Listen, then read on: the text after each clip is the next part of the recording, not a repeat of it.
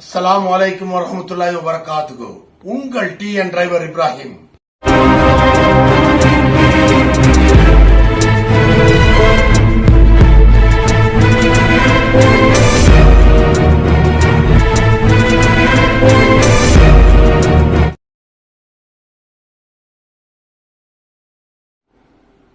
அன்புள்ள நெஞ்சங்களே,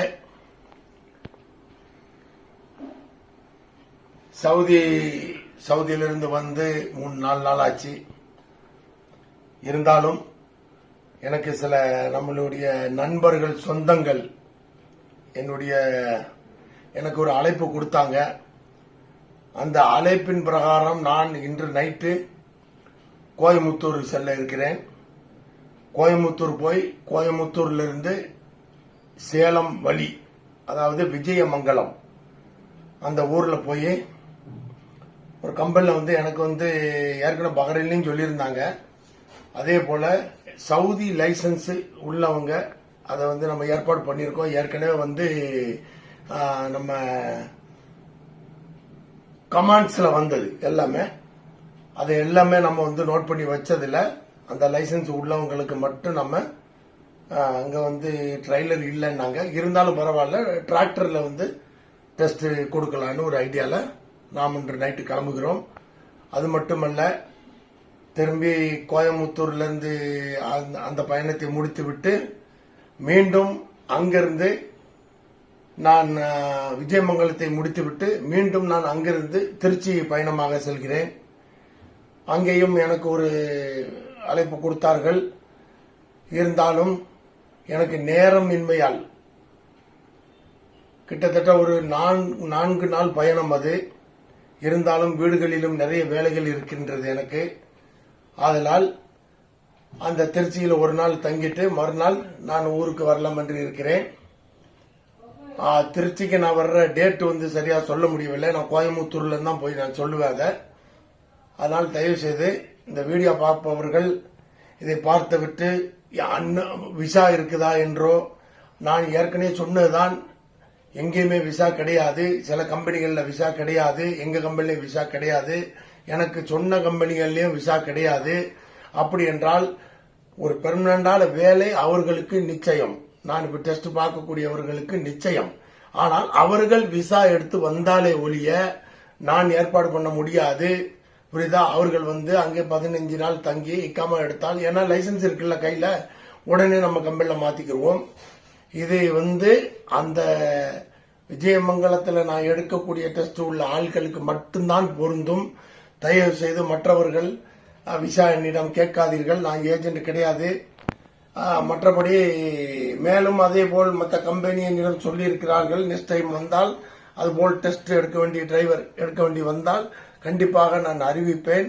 ஏனென்றால் நான் ஏற்கனவே என்னுடைய கமாண்ட்ஸில் கேட்ட ஒரு லைசன்ஸ் உள்ளவர்களை மட்டும் நான் எழுதி வைத்திருக்கிறேன்.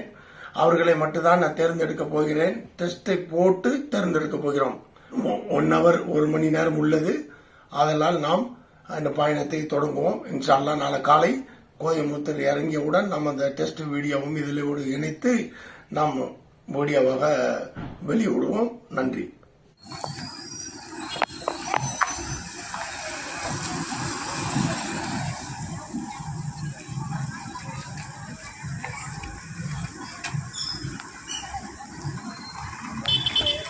அஸ்ஸலாமு அலைக்கும் இப்ராஹிம் பாய், எப்படி இருக்கீங்க? நல்லா இருக்கீங்களா? வண்டி ஆமாங்க பாய். டிராக்டர் ரெடியா? டிராக்டர் ரெடிங்க பாய். எத்தனை மணிக்கு? ஒரு 1 ஹவருக்கு பாய் ரெடியா இருக்கும். வீட்டுக்கு போகலாங்களா பாய்? அஸ்ஸலாமு அலைக்கும், எப்படி இருக்கிறீங்க? என்னடா பண்ற? என்னடா சரி, வா வா வா. சாப்பிட்டியா பாய்? எப்படி இருக்கிறீங்க? நல்லா இருக்கேன். டிராவல் எப்படி இருந்துச்சு? இப்படி ஓடுது. பரவாயில்லையா?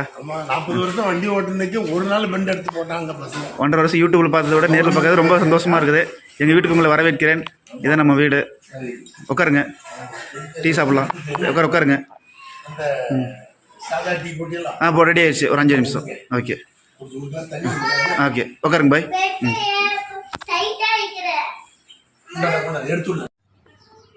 அதாவதுங்க, இது விஜயமங்கலம், கோயமுத்தூர்லேருந்து சேலம் ரோட்டில் 60 கிலோமீட்டரு.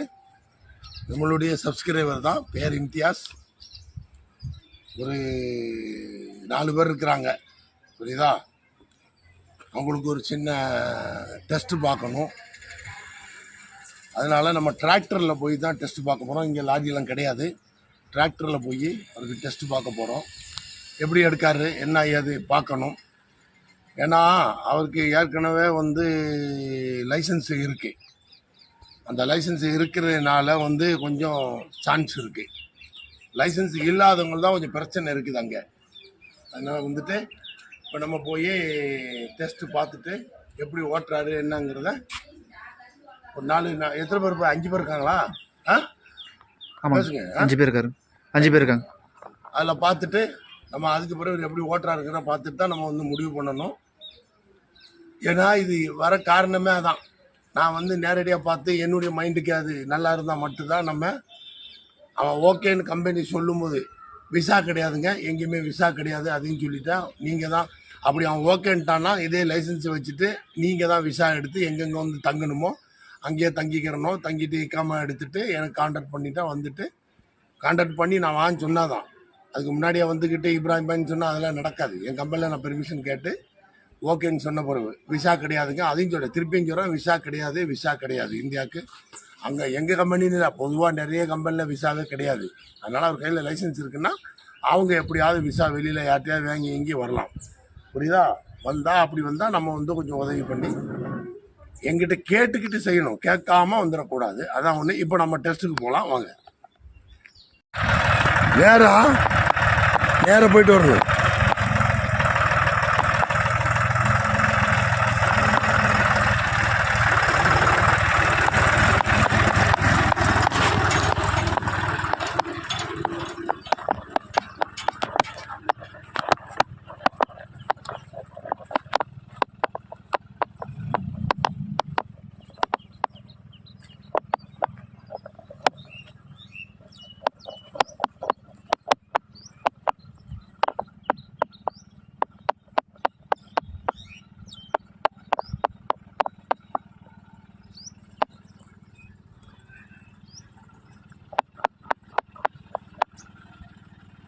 அங்கேயா போகுது, இங்கெல்லாம் வரணும்.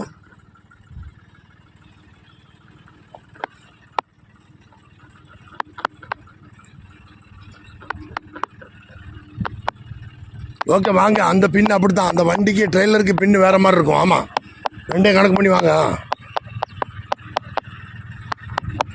சென்டருக்கு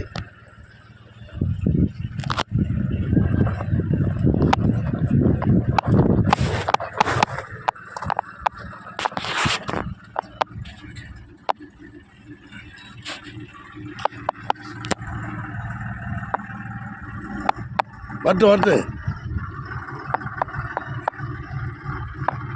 அதே அந்த பின்னுக்கு சரியா வரும்.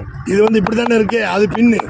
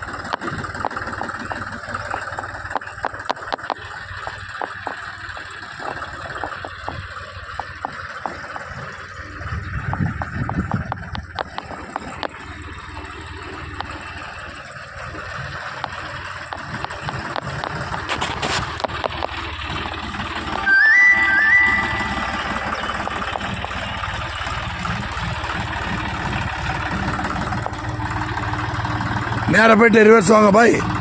அதோ நிப்பாட்டிருக்கேன் நேராக போயிட்டு சீக்கிரம்.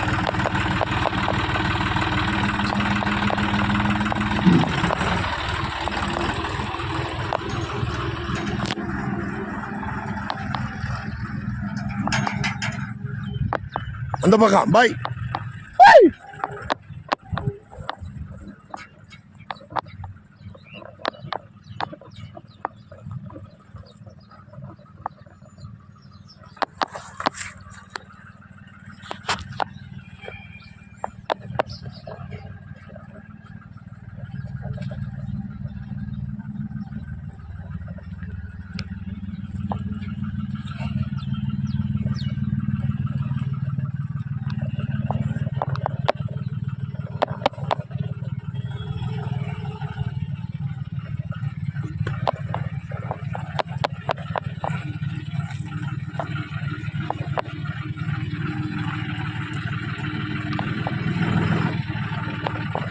போதுமாண்ணா?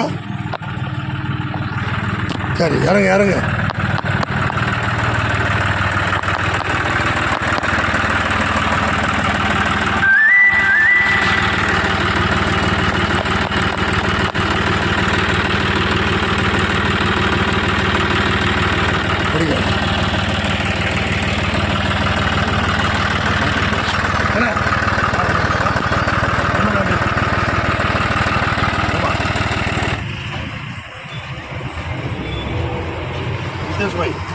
இது வந்து கமலாஞ்சி. சரிங்க சரியா? சரிங்க பாய். நல்ல ஜாமா. சரி எவ்வளோ நல்லா போடுங்கண்ணே. ஒரு பீஸ் போதுமா? இதை பாருங்க.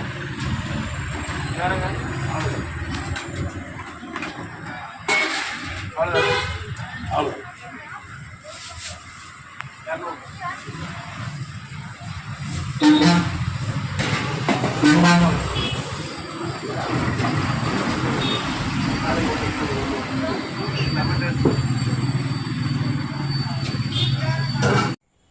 காலையில் தான் வந்தேன்.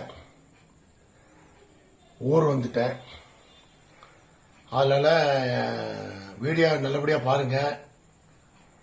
உங்களுக்கு அங்கே வந்தாலும் ட்ரெய்லரில் இதே டெஸ்ட் தான் நடக்கும், மறந்துடாதீங்க. மேலும் சப்ஸ்கிரைப் பண்ணுங்க, ஷேர் பண்ணுங்க, லைக் பண்ணுங்க, கமெண்ட்ஸ் பண்ணுங்க, பெல் பட்டன் அமைக்க கொடுங்க. மீண்டும் அடுத்த வீடியோவில் சந்திப்போம்.